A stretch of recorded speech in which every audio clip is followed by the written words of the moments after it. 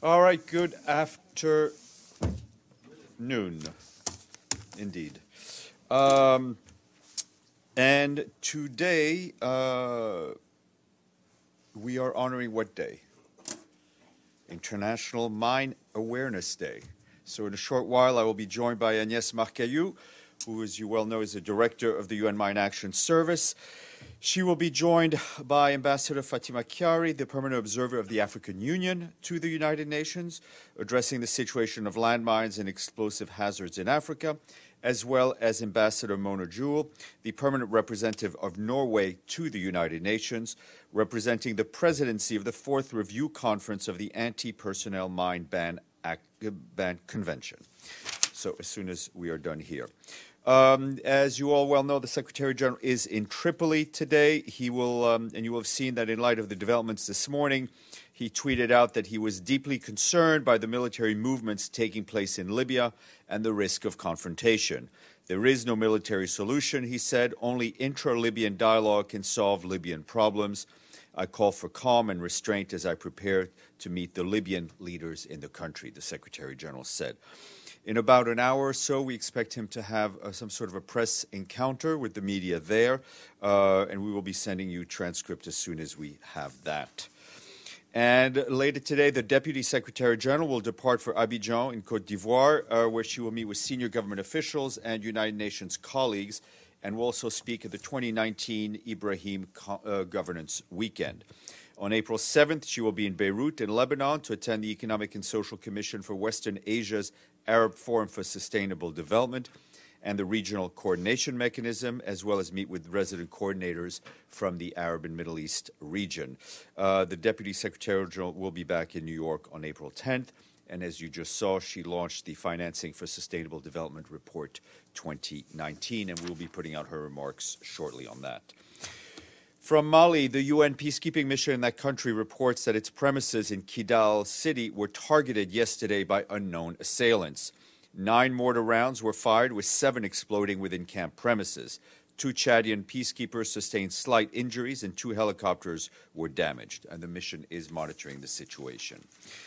And in Burkina Faso, our humanitarian colleagues say that more than 60 civilians have been killed in recent clashes between communities in the north of the country, and that's according to the government. In Abinda, a city in Somme province, the security and humanitarian situation has deteriorated in the last few days, with the city hosting over 14,000 internally displaced people. Priority needs include food, non-food items, water and sanitation, and hygiene and protection. Humanitarian organizations are scaling up operations to support the government-led response and to provide life-saving assistance and protection to the displaced and other peoples in need.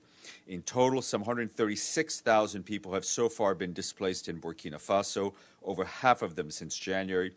Population displacement accelerating because of the surge in violence, resulting in increased humanitarian challenge along the border with Mali and Niger.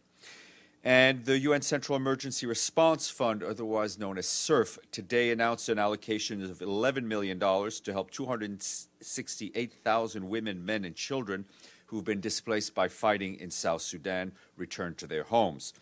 Announcing the funding today through a press release, Mark Lowcock, the emergency relief coordinator, said the CERF allocation would ensure that these families have food, farming tools and seeds, shelter items, and other basic necessities ahead of the rainy season starting in May, when access to many areas will be cut off. Protection services will be provided as a central component of the plan. The UN's Children Fund yesterday launched an appeal for $122 million to provide 2.6 million children with humanitarian assistance in Sudan. Through this year, Sudan hosts 1.2 million refugees, has 1.8 million internally displaced persons, the majority of whom are children.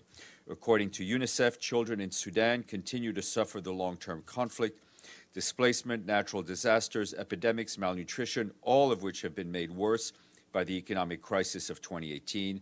Child malnutrition is widespread, with some 2.4 million children affected by malnutrition. And from Syria, our humanitarian colleagues tell us that yesterday 4 internally displaced people, including 3 women and a 13-year-old girl, were reportedly killed and 6 others injured following shelling in the non-state armed group controlled town of Khan al-Assal in Syria's northwest rural Aleppo governorate. A 15-year-old boy was also reportedly injured after being struck by a stray bullet in a school in Aleppo. The UN is alarmed by continuing reports of civilian casualties due to hostilities and in and around demilitarized zones. The UN continues to call on all parties to the conflict to cease all violence and reminds them of their obligations under international humanitarian law and international human rights law. The Secretary General issued a message on sanitation and water for all to a meeting of dozens of ministers that started today in the Costa Rican capital of San Jose. He said that achieving safe and access for all, water for all, is an urgent challenge, pointing out that 2 billion people today live without safe water at home, and 4.5 billion do not have safely managed sanitation. And from the WHO annual snapshot of the states of the world's health, they tell us that women outlive men everywhere in the world, particularly in wealthy countries. The World Health Statistics 2019 report, which was disaggregated by sex for the first time this year, found that the gap between men and women's life expectancy is narrowed where women lack access to health services. Published to coincide with World Health Day on April 7th, the report aims to highlight the needs to improve access to primary health care worldwide. In the message ahead of World Day, the Secretary General said that primary health care is the key to achieving the Sustainable Development Goals and universal health coverage. Universal health coverage, he said, is about ensuring equitable access to health services for all without people experiencing financial hardship as a result. The report is on the interweb, should you want to take a look at it, and I'm happy to take some questions before we go to our guest. Margaret. On two different subjects. On the Southern Africa cyclone countries, can you confirm that the cholera vaccination programs began yesterday, and do you have any update on that? Short answer is no, but I will try to get some. Okay. And the second one is Human Rights Watch and Johns Hopkins University had a press conference this morning in Washington and on Venezuela, and they called for a full-scale UN humanitarian response to the severe food and medicine shortages in that country, and they called on the SG to act. Do you have a reaction? Sure. I mean, I think, first of all, I think everyone, whether it's us or other organizations, are in agreement about the need to provide more life-saving support to Venezuelans. As we have said previously on a number of occasions, we're deeply concerned by the substantial humanitarian needs of the people in Venezuela. We have been scaling up our operations there, focusing on nutrition, on health and protection. We've increased our staffing. It's gone from about 190 in 2017, September 2017, to just over 300 as of March of this year. This has allowed us to equip hospitals with emergency medical supplies, as well as generators, provide pregnant women and children with nutritional supplements, and vaccinate more children. I think on the specific issue and the call on the SG to declare a complex emergency, I mean, that kind of designation is really an internal procedure for the UN. It's an internal process that activates certain system-wide mobilization. As I said, we have been building up our capacity. The Secretary General has been very much focused on it, both on what's going on inside Venezuela, but on the impact of the movement of people leaving Venezuela and the impact it's had on the neighboring countries. And the designation that I think Human Rights Watch and Johns Hopkins calls for that designation doesn't pertain to the consent of governments as a matter of policy. So in any country that we work in, we work with the consent of the government. That's in order to distribute humanitarian aid along our principles of neutrality and impartiality.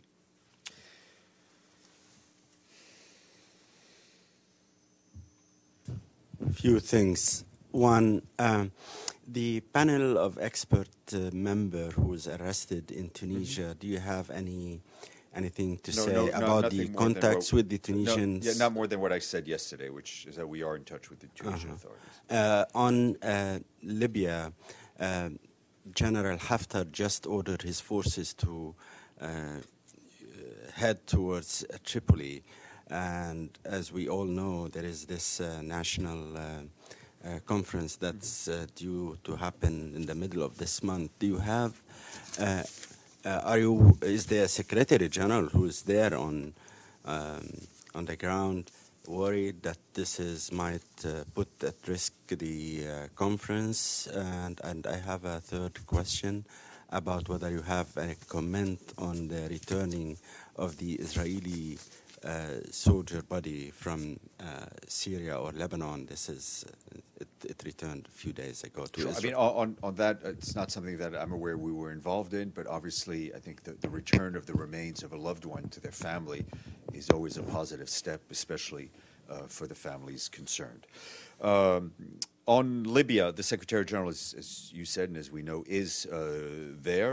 I think in his tweet this morning, he expressed very much his concern about the increased military movement, reminded all the parties that the only solution is a political one. He's currently having meetings in Tripoli, and we expect to hear from him publicly within the next few hours. So I think you will hear from him. Errol.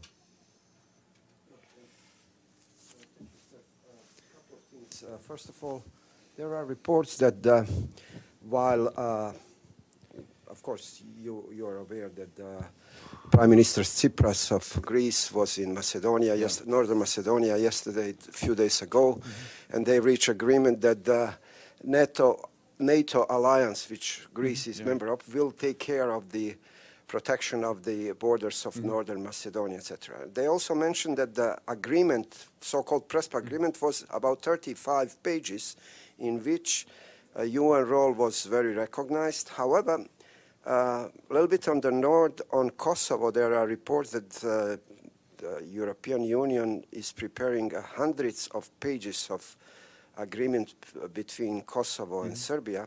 My question is whether you are aware, we all know that Secretary General is very much involved in the process, and what will be the role of the United Nations in that? Sure. We've been supporting, on Kosovo, we've been obviously supporting the discussions hosted by the European Union between Belgrade and Pristina, and we will continue to support it as much as we can.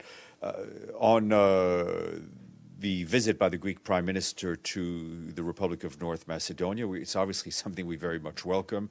I think all of this is an outcome of the tremendous work the parties have done over the last decades under the auspices of Ambassador Nimitz. And I think, as Ambassador Nimitz said here himself a few weeks ago, better to talk for 3 decades than to shed blood.